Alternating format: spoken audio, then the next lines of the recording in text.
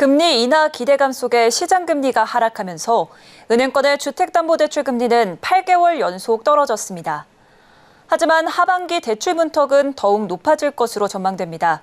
정부의 가계부채 관리 강화에 따라 은행들이 금리 인상에 나섰고 스트레스 DSR 2단계가 적용되면서 대출 한도도 줄어들게 됩니다. 이연아 기자입니다.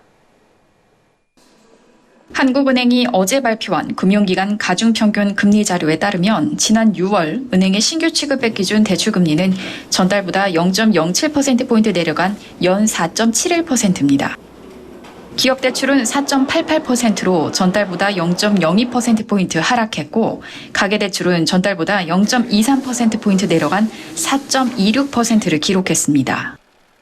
가계대출 가운데 주담대는 전달보다 0.2%포인트 떨어진 3.71%, 일반 신용대출은 전달보다 0.07%포인트 내려간 6.04%입니다. 특히 주담대 금리는 지난해 11월 이후 8개월째 하락세고 30개월 만에 최저치입니다. 한국은행은 물가 오름세 둔화와 미국채 10년물 금리가 하락하면서 국내 은행채 등 시장 금리가 낮아졌다고 설명했습니다. 금리 하락이 지속하면서 가계부채도 증가하는 추세입니다.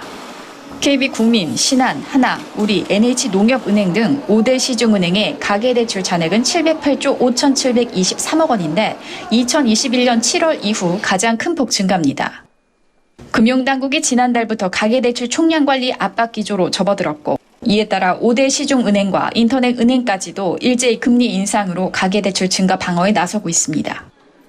지난달에만 금리를 4차례 인상한 KB국민은행의 주담대 변동금리 하단은 6월 말 3.72%대에서 지난달 4.25%까지 올랐고 다주택자 주담대는 실행하지 않기로 결정했습니다.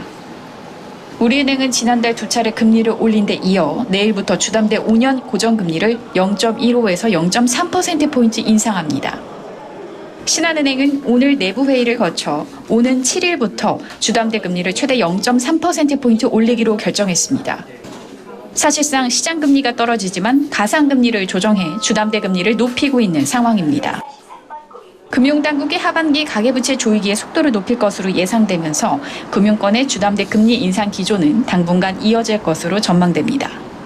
여기에 오는 9월부터 2달 연기된 스트레스 DSR 2단계가 적용되면서 대출 한도가 줄어들게 됩니다.